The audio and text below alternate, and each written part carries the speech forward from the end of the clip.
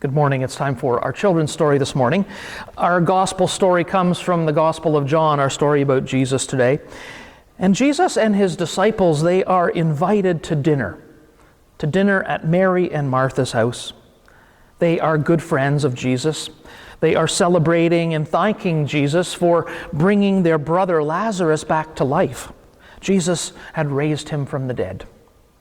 And at the party, suddenly in the middle of it, Mary sat down at the feet of Jesus and began to wash his feet and anoint his feet with really expensive perfume.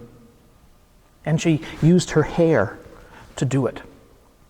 Now, John tells us the perfume cost the same as a whole year's salary, 300 denarii.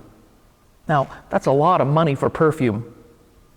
And then Mary using her hair to do it, to anoint his feet, to put that perfume and spread them around on Jesus' feet. And so I was thinking about perfume, and I Googled the world's most expensive perfume, and I found this one. I thought you might find it interesting. It's called Clive Christian #1 for men and #1 for women. 30 milliliters or 1 fluid ounce typically costs about $2,355. And this matching set of men's and women's perfume, it was given to Prince William and Kate Middleton when they were married in 2011.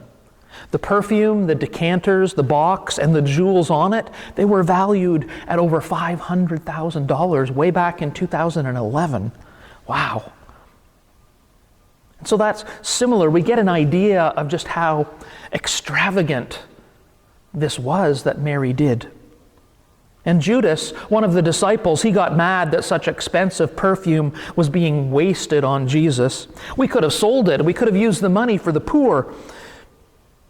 Now, last week, when you were here in worship, we were talking about celebrating, right? That God is recklessly extravagant with his forgiveness and with his grace. And we talked about the story of the prodigal son, and how he went away and he spent his money, all of his father's money, his inheritance, and then he came back and his father forgave him, and in fact threw a big party.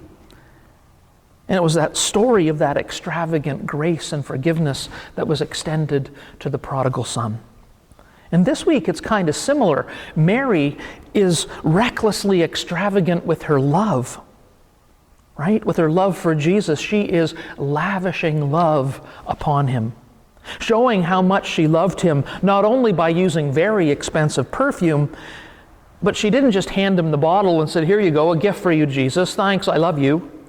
No, she got on her knees before him and washed his feet and then anointed them, literally massaged them with perfume, using her hair to rub it around and spread it. And the lesson for us here is not how expensive things are, but that the cost, whether it's money, time, or our self-respect, none of it is important, because we are called to lavish love on others. We are called not only to help people, but to love them, and to love them lavishly, extravagantly, so that they know they are loved and special, and that the world knows we love them too. Instead of praying after me today, I'm going to say one of my favorite prayers. And I want you to listen for it later at the very end of the service when I say my benediction, because I'm going to use it there as well. It's a wonderful saying written by Teresa of Avila in the 1500s.